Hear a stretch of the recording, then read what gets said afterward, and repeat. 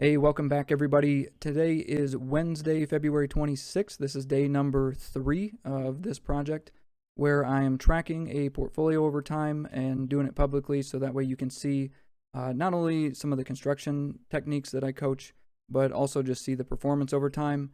And you get to see kind of my reaction to some of these returns. So for the market for today, the S&P 500 was flat.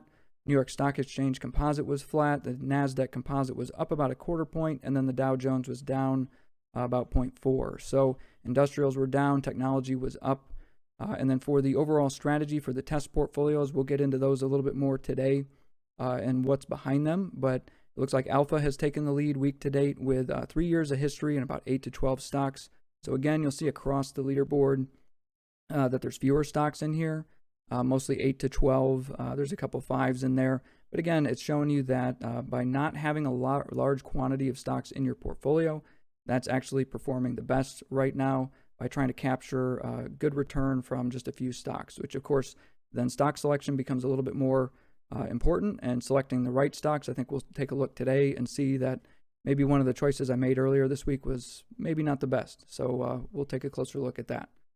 Then in terms of the highest volume for today, it looks like NVIDIA Corporation. Of course, they announced their earnings right after the market closed. Those were all positive, so they're up about another 1.5 after the market, but that's been good news for them. And then you can see some of the other typical companies that are on there, like Supermicro Computer, NEO, and Tesla. So those tend to see a lot of volume every single day if you monitor this. And again, this is just volume based on the quantity of shares that are being traded. It's not volume in terms of the capital that's moving. Then getting into biggest gains and losses for today. Now, obviously, these are pretty significant gains for some of these companies, 86, 83% in a day. If you go and you check them, typically there's some type of announcement that came through that has caused that. A lot of people aren't going to be aware of that beforehand, but if you were and you owned, if you were and you purchased them beforehand, great. You're experiencing a phenomenal return there.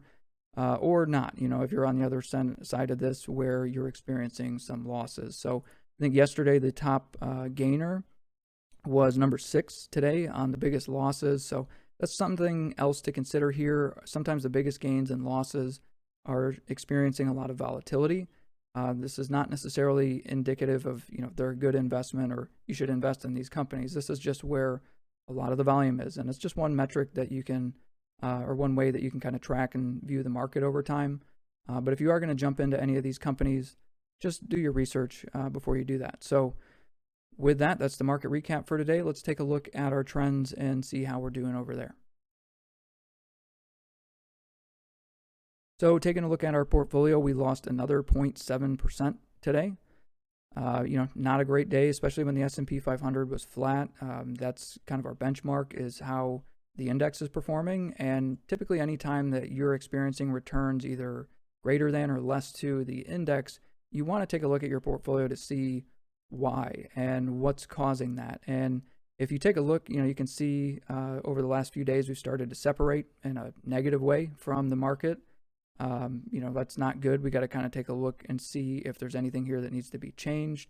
Now it's a smaller portfolio, so there's only a few assets in it, and one of them is Tesla. Tesla the last few days has taken quite a bit of a beating.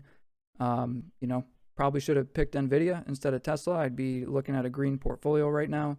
But, those are the types of decisions and sort of the, what you feel after the effect of like, oh, I should have picked this one or I should have picked that one. Honestly, don't worry about it a whole lot. That's kind of my attitude, my approach.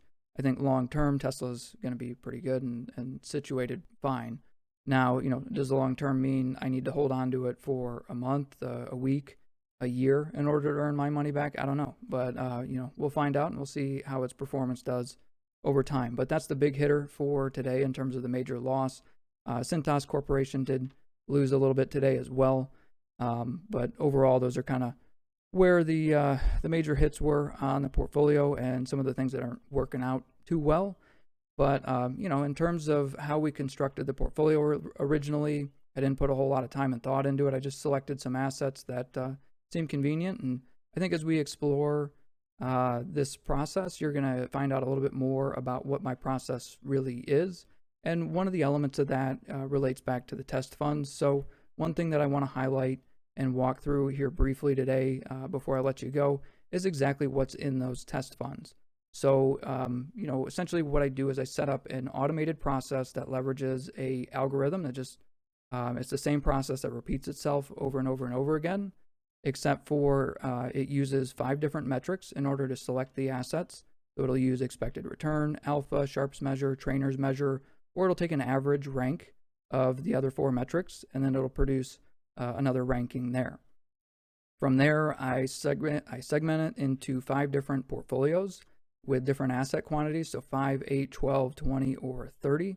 And then we look at different historical time periods for calculating the returns. So in terms of the returns that are calculating these metrics, what I do is I look at 90-day history, 1 year, 3 year, 5 year, 8, 10, 15, because I'm trying to understand, is the market taking a more short-term view? Are they taking a long-term view? Because that can matter in terms of how you strategize and how you build your portfolio and which assets that you select. And then from there, once you have your strategy, you know how many assets you want to include, and you can see the historical time period to include. The next step is really trying to understand how frequently you need to rebalance that portfolio. Is it weekly, bi-weekly, monthly, bi-monthly, quarterly, semi-annual, or annually? And what you end up finding is that it's a little bit different for each strategy. And then we produce a reporting package every week that comes out on Saturdays that highlights the performance of all 1,225 funds. That's that top 10 that I start with at the beginning of the video, where we're going through the top strategies that are out there. It's out of these 1,225 different test funds, which 10 are performing the best. And then we get to talk a little bit about what's rising to the top and why. And sometimes it makes sense, sometimes it doesn't. Sometimes I make sense, sometimes it doesn't. Sometimes I make sense, sometimes I don't. But it's all just for fun and just to try to figure out what's going on in the market and what do we need to be paying attention to. So that was it for today. I just wanted to highlight a little bit more about my test funds, and I think each day I'm going to try to explore something a little bit new, a little bit more.